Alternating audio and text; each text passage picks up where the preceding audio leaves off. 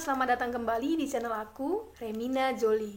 Nah, di video kali ini kita akan belajar tentang apa saja jenis-jenis dari kelompok sosial beserta contoh-contohnya. Nah, kita masuk ke jenis kelompok sosial yang pertama, yakni berdasarkan interaksi sosialnya. Berdasarkan interaksi sosialnya, kelompok sosial terdiri atas dua. Yang pertama adalah kelompok primer. Yang dikatakan kelompok primer adalah kelompok sosial di mana setiap anggota kelompok saling mengenal antara yang satu dengan yang lainnya, dan hubungan yang terjalin juga bersifat erat.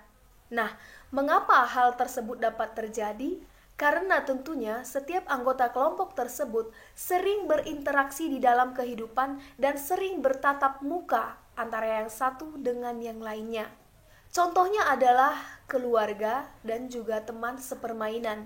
Nah, kita tahu bahwasanya yang namanya keluarga dan teman sepermainan tentunya akan sering berinteraksi dan sering bertatap muka di dalam menjalankan setiap aktivitas kehidupan.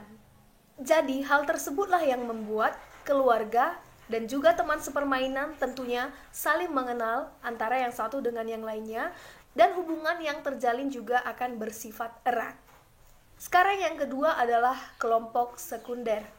Nah, yang dikatakan kelompok sekunder adalah kelompok sosial di mana setiap anggota kelompoknya tidak saling mengenal antara yang satu dengan yang lainnya, serta hubungan yang terjalin juga bersifat tidak erat, karena hubungan tersebut didasarkan pada faktor persamaan kepentingan. Contohnya adalah antara pedagang dengan pembeli yang berada di pasar, di mana antara pedagang dengan pembeli tentunya tidak saling mengenal antara yang satu dengan yang lainnya. Dan hubungan yang terjalin di antara mereka juga bersifat tidak erat, karena pada dasarnya antara pedagang dengan pembeli jarang bertatap muka dan jarang berinteraksi antara yang satu dengan yang lainnya. Bahkan ada di antara pedagang dan pembeli sama sekali belum pernah bertemu sebelumnya. Jadi itu adalah contoh dari kelompok sekunder. Sekarang kita masuk ke jenis kelompok sosial menurut tokoh sosiologi yang bernama Van Dorn. Nah, di sini Van Dorn membagi kelompok sosial atas dua jenis. Yang pertama adalah kelompok formal. Yang dikatakan kelompok formal adalah kelompok sosial yang di dalamnya terdapat struktur organisasi dan juga terdapat peraturan-peraturan yang jelas, tegas, dan mengikat. Kelompok sosial tersebut juga sengaja dibentuk untuk mencapai suatu tujuan, dan hubungan sosial yang terjadi juga tidak bersifat pribadi. Contohnya adalah OSIS, di mana kita tahu bahwasanya OSIS memiliki yang namanya struktur organisasi, yakni ada ketua OSIS, sekretaris OSIS, dan bendahara OSIS. Selain itu, kita tahu bahwasanya di dalam OSIS terdapat peraturan-peraturan yang jelas, tegas, serta mengikat setiap anggota kelompoknya. OSIS juga sengaja dibentuk untuk mencapai tujuan-tujuan tertentu. Yang kedua adalah kelompok informal. Yang dikatakan kelompok informal adalah kelompok yang di dalamnya tidak terdapat struktur organisasi dan tidak terdapat peraturan-peraturan yang jelas, serta hubungan sosial yang terbentuk karena adanya rasa loyalitas yang tinggi. Contohnya adalah geng SMA, di mana kita tahu bahwasanya di dalam geng SMA tidak terdapat struktur organisasi. Tidak ada yang dikatakan ketua geng, sekretaris geng, ataupun bendahara geng. Nah, selain itu, di dalam geng SMA tersebut tentunya tidak terdapat peraturan yang tegas, jelas, ataupun mengikat, serta hubungan sosial yang terdapat di dalam geng SMA tersebut tentunya berdasarkan pada rasa loyalitas antara yang satu dengan yang lainnya. Sekarang yang ketiga, jenis kelompok sosial menurut tokoh sosiologi yang bernama Ferdinand Tönnies. Nah, Ferdinand Tönnies membagi kelompok sosial atas dua jenis.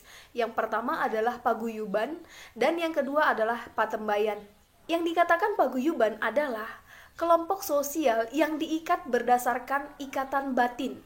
Hubungan sosial yang terjalin juga dalam jangka waktu yang panjang. Contohnya adalah keluarga, di mana kita tahu bahwasanya di dalam keluarga terdapat ikatan batin. Nah, ikatan batin antara siapa? Yakni ikatan batin antara anggota keluarga, baik ayah dengan anak, ibu dengan anak, maupun sebaliknya. Selain itu, hubungan sosial yang terjadi dalam keluarga juga dalam jangka waktu yang panjang. Artinya, anggota keluarga akan melakukan interaksi sosial dalam jangka waktu yang panjang. Yang kedua adalah patembayan. Yang dikatakan patembayan adalah kelompok sosial yang terbentuk berdasarkan ikatan lahir. Artinya, lahir karena ada tujuan yang hendak dicapai. Selain itu, hubungan sosial yang terjalin juga dalam waktu yang pendek. Contohnya adalah Ikatan Buruh Indonesia. Nah, kita tahu bahwasanya Ikatan Buruh Indonesia terbentuk berdasarkan ikatan lahir. Artinya, lahir karena ada tujuan yang hendak dicapai. Adapun tujuan yang hendak dicapai oleh Ikatan Buruh Indonesia tersebut, seperti halnya adalah memperjuangkan kesejahteraan sesuai dengan hak dan kewajiban yang telah dilakukan. Sekarang yang keempat, menurut tokoh sosiologi yang bernama Emil Durkheim. Emil Durkheim membagi kelompok sosial atas dua jenis. Yang pertama adalah solidaritas mekanik dan yang kedua adalah solidaritas organik. Yang dikatakan solidaritas mekanik adalah kelompok sosial yang di dalamnya tidak ada pembagian kerja. Selain itu, rasa kekeluargaan juga masih tinggi dan di dalam kelompok sosial tersebut masih menerapkan sistem gotong royong. Contohnya adalah masyarakat pedesaan. Kita tahu bahwasanya di dalam masyarakat pedesaan tersebut tidak terdapat pembagian kerja. Selain itu, di dalam masyarakat pedesaan juga masih terdapat rasa kekeluargaan yang tinggi serta masih menerapkan sistem gotong royong.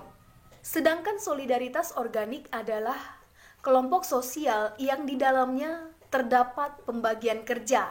Anggota masyarakat juga bersifat individualis, artinya saling mementingkan diri sendiri dan kurang peduli terhadap orang lain di sekitarnya. Selain itu, hubungan sosial yang terjadi juga berdasarkan pada asas untung rugi. Contohnya adalah masyarakat perkotaan, di mana kita tahu bahwasanya pada masyarakat perkotaan sudah terdapat pembagian kerja, dan kita tahu juga bahwasanya masyarakat perkotaan sifatnya cenderung individualis.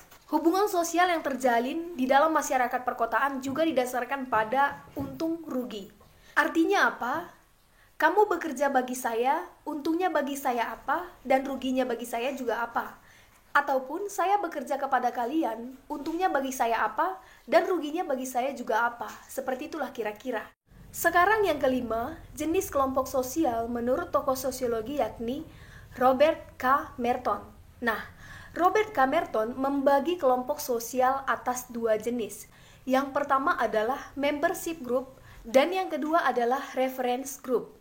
Yang pertama, membership group ataupun sering disebut dengan kelompok keanggotaan. Yang dikatakan membership group adalah kelompok sosial di mana setiap orang secara fisik tercatat sebagai anggota kelompok. Contohnya adalah seorang guru yang tergabung ke dalam kelompok sosial yang bernama PGRI. Ketika seorang guru bergabung ke dalam kelompok sosial PGRI, maka guru tersebut akan tercatat sebagai anggota PGRI. Jadi, ketika guru tersebut mengetahui bahwasanya dia tercatat sebagai anggota PGRI, maka dia akan berusaha untuk ikut terlibat dalam melaksanakan visi misi yang terdapat dalam kelompok sosial PGRI tersebut. Yang kedua adalah reference group ataupun kelompok acuan. Yang dikatakan reference group adalah kelompok yang menjadikan seseorang yang bukan berasal dari anggota kelompok sebagai acuan dalam berperilaku. Contohnya adalah anggota PGRI yang menjalin hubungan dengan kelompok keagamaan, di mana setiap ajaran-ajaran untuk berbuat baik yang diperoleh anggota PGRI dari kelompok keagamaan dijadikan sebagai acuan dalam berperilaku. Sekarang yang keenam adalah jenis kelompok sosial berdasarkan identifikasi diri. Berdasarkan identifikasi diri, kelompok sosial terdiri atas dua. Yang pertama in-group dan yang kedua adalah out-group. Kita masuk yang pertama adalah in-group ataupun sering disebut dengan kelompok dalam.